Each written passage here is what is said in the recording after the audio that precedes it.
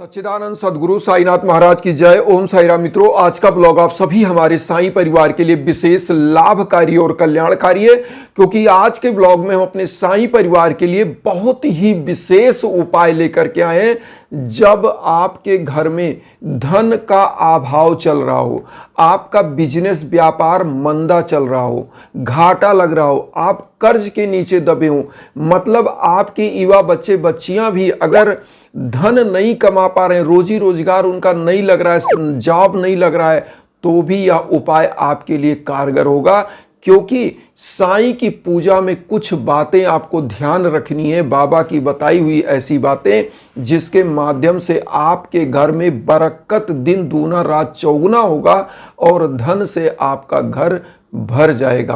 क्योंकि धन धान्य से परिपूर्णता के लिए आपको कुछ उपाय करने चाहिए। उपाय क्या है? बहुत इजी उपाय है जो आप डेली की रूटीन में कर सकते हैं। देखिए, धन लक्ष्मी आपके घर से क्यों रूठती हैं, उसका कारण आप समझिए। देखिए, घर में होता क्या है, सबसे पहले तो घर में समरसता गायब हो जाती है। समरसता मतलब घर में कलह का माहौल बन जाना। ये नकारात्मक ऊर्जा आती कहाँ से, आप ये भी समझिए।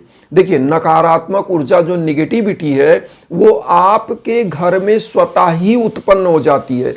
जिस प्रकार से आप किसी ऐसे अन्न को जो बना हुआ हो, पका हुआ हो और किसी पैकेट में बांध के रख दो, लेकिन कीड़े क्या होता है, उस पैकेट में ही सड़ने के बाद जन्म ले लेते हैं। आप समझिए वो कहाँ से आ जाते हैं। तो होता क्या है, आपका जो घर है इसके अंदर स्वतः ही निगेटिविटी पैदा हो जाती है किन्हीं ना किन्हीं कारणों से। वो कारण कौन से हैं, उन्हीं को आपको ढूंढना है और उसी कारण को, जिसके कारण से आपके घर में दिक्कतें चल रही, उसी का निवारण करना है। कैसे करना है? देखिए, होता क्या है, आपके घर परिवार में कुछ चीजें ऐसी होती हैं जिसको ना तो साईं पसंद करते हैं और ना तो आप स्वयं अगर एक बुद्धिमान व्यक्ति हैं तो नहीं पसंद करेंगे। देखिए, होता क्या है, सबसे पहला कि घर में पूजा पाठ की कमी होना, शाम को दीप का ना जलना घर में। मैं बार बार कहता हूं, किसी भी पूजा में आपके घर में कमी क्या होती है कि शाम को आपके घर में धूप दीप जलना चाहिए, सुबह धूप दीप जलना चाहिए, घर में जल का छिड़काव होना चाहिए, पवित्रतम वातावरण बनना चाहिए। बहुत सारे लोगों मैंने क्या देखा, दिक्कत कहाँ आती है, घर में उनके आप सिंक में जाएंगे, किचन में जहाँ पे बर्तन धुले जाते हैं, होता क्या है कि गंदे बर्तन, उसमें जूठन लगा, पता चला जूठा भी वहीं डाल दिया, कूड़ा कबाड़ा सब कुछ भरा हुआ है, दिन रात उसी में सड़ रहा है और कभी सिंक की सफाई नहीं होती। और एक चीज बता दें, धन धान्य जो धन की देवी लक्ष्मी है, अगर किचन गंदा होता है तो ऐसे घर में वह कभी नहीं आती।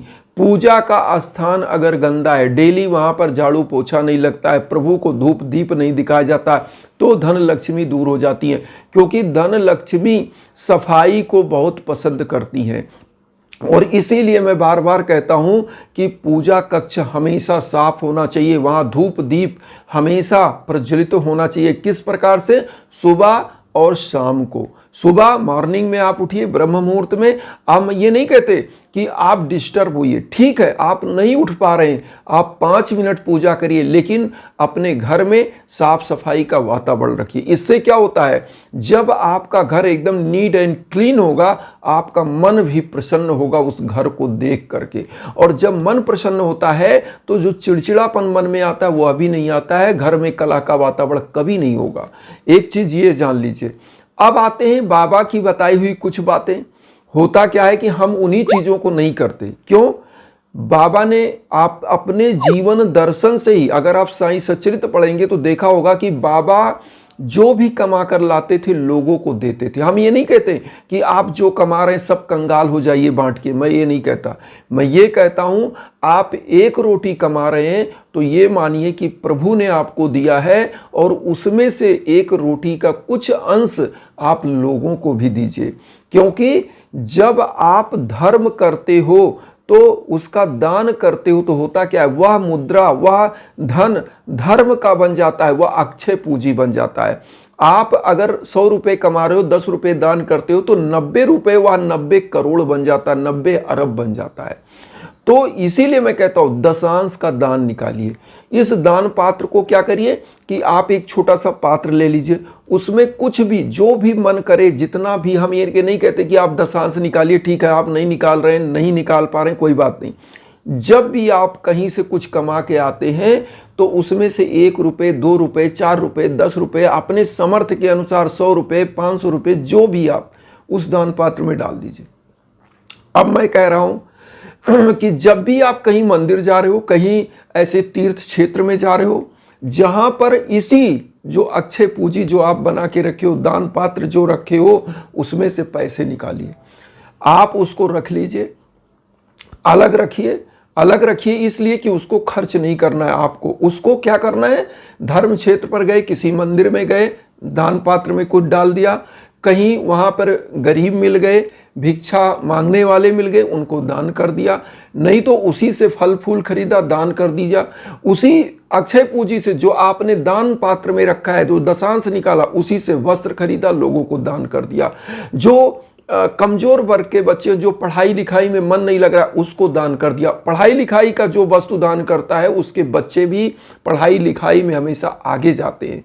आज मैं बता दूं, बहुत सारे परिवारों में बच्चे क्यों असफल हो रहे हैं, क्योंकि यही कारण है। आपके घर से देवी लक्ष्मी क्यों रूठ रही हैं?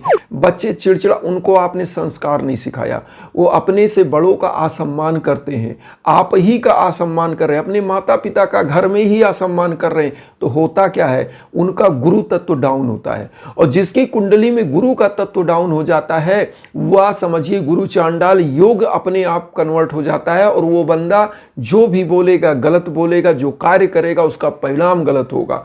तो इसलिए सोच समझ करके किसी का अपमान नहीं करना है। अपने घर परिवार, माता पिता, उनको धर्म संस्कार सिखाइए। तो ये चीज हमारे यहाँ पुरुषार्थ में जो 4 चीजें हैं, धर्म अर्थ काम मोक्ष, तो धर्म को प्रथम वरीयता दी गई है। धर्म को करते हुए कोई कार्य करेंगे तो निश्चित रूप से वह कार्य अच्छा ही होगा, उसकी परिणति अच्छी होगी, उसकी सफलता अच्छी मिलेगी। तो इसीलिए इन चीज़ों का अब यहाँ कहते हैं, साईं बाबा की जो बातें हैं यही है कि गरीबों दीन दुखियों की मदद करना, जीव आत्माओं की मदद करना। कभी आप क्या करिए, खाना आपके घर में बनता है, अगर आपके आसपास गाय है, आप गाय पाल रखे हैं या कोई जीव जंतु है, उनके लिए भी निवाला निकालिए, पंछियों के लिए समय समय पर निवाला निकालिए। ये सब दान करने से धन बढ़ता है। इसीलिए कहते हैं ना कि देखिए, सबसे बड़ी चीज होती है कि जब आप दान करते हो तो उसका लाभ किसको मिलता है? आपकी आने वाली पीढ़ियों को, आपको, आपके परिवार को। क्योंकि लिखा है, बाढ़े पूत पिता के धर्मे, खेती उपजे अपने कर में। तो जब माता पिता धर्म, यज्ञ, याजन, हवन, पूजन करते हैं तो उसका परिणाम किसको मिलता है? आपकी आने वाली पीढ़ी पे, आपके संतानों को प्राप्त होता है। तो इसलिए यह पूजा पाठ, यज्ञ, याजन, धर्म हमेशा करते रहना और कराते रहना चाहिए। अब यहाँ पर बाबा की जो पूजा की बात चलती है कि बाबा की पूजा हम कैसे करें, बहुत सारे लोग पूछते हैं। देखिए, डेली की जो पूजा होती है उसका सेट पैटर्न आप बना लीजिए। मान लीजिए आप जॉब वाले हैं, आपके पास समय नहीं है, सुबह की पूजा का मैं बात कर रहा हूँ। आप क्या करिए, सुबह में सब कुछ तैयारी रखिए, आप नहाए धोए, आपकी घर में कोई भी परिवार हो उनसे बोल दीजिए कि आप एक घी का दीप वहाँ पे रखवा लीजिए, एक धूप बत्ती बढ़िया रखवा लीजिए, माचिस रखवा लीजिए, एक लोटा जल आप रख लीजिए स्वयं, और पूजा में आप पहुँचिए नहा धो के, वस्त्र धारण करके। आप महिला हैं तो बढ़िया से आप जो है कपड़े धारण करें, सर पर अपना आंचल रख लें या कोई दुपट्टा है उसको रख लें। तो पूजा तभी करना चाहिए माताओं बहनों को जब उनका सर ढका हो, क्योंकि वो हमारे घर की सबसे बड़ी सम्मान और लक्ष्मी मानी जाती हैं। तो अब यहाँ पर क्या है कि घर में साफ सफाई का वातावरण और पूजा जिस अनुसार से हम बता रहे हैं, तो क्या करना है, आप नहा धो करके तैयार हुए, कपड़ा पहन लिया। भोग के लिए सबसे पहले थोड़ा सा भोग में मिश्री, किशमिश और लोटे में जल में तुलसी दल डाल करके आप क्या करेंगे, बाबा के सम्मुख सबसे पहले भोग लगा दीजिए। भोग लगाने के बाद धूप दीप जलाइए। धूप दीप जला करके उनकी आरती पूजा जो भी डेली करते हैं, 11 वचन, साईं बाबा की बावनी, साईं चालीसा, जो फटाफट आप कर लीजिए 5 मिनट की पूजा, और अगरबत्ती धूप बत्ती जला करके प्रणाम करिए। भोग का प्रसाद आप स्वयं करिए, लोगों में बांटिए, और उसके बाद खाना खाइए, आप ड्यूटी निकल जाइए। 5 मिनट की पूजा से ही आपके घर का समस्त दुख, दरिद्रता, निर्धनता समाप्त हो जाएगी। ये समझ के चलिए, पॉजिटिव एनर्जी आपके घर में कूट कूट के भर जाएगी और धन लक्ष्मी सदैव आपके घर में चुंबक की तरह आएंगी।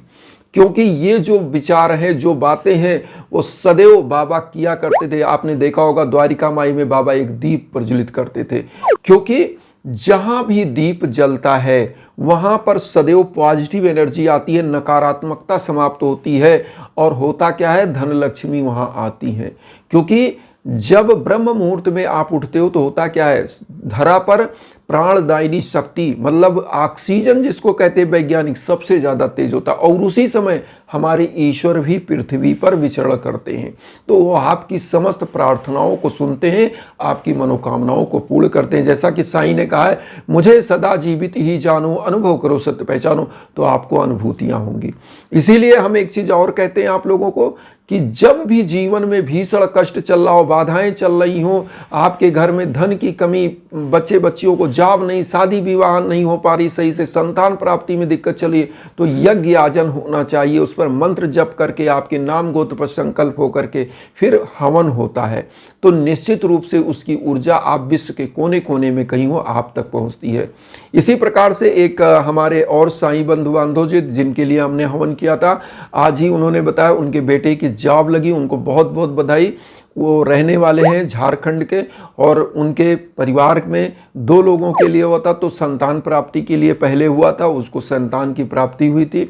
और आज बेटे को बहुत ही अच्छे जॉब में, उनको पैकेज पे जॉब मिला है, MBA किया हुआ था उनका बेटा, तो बहुत बहुत बधाई। और इसी प्रकार से अगर आप भी चाहते हैं हवन पूजन के लिए, तो हमारे इंस्टाग्राम पर आप संपर्क करिए। इंस्टाग्राम का लिंक हम वीडियो के बीच बीच में देते हैं। और एक चीज़ और कहेंगे, वसुधैव कुटुंबकम की जो भावना हम लेकर चल रहे हैं, उसमें आप सभी लोग चैनल को सब्सक्राइब करके अपना आशीर्वाद दीजिए। उन साईं भक्तों तक वीडियो को जरूर शेयर करिए जो किन्हीं कारणों से कष्ट में, दुख में। इसी भावना के साथ ओम साई राम।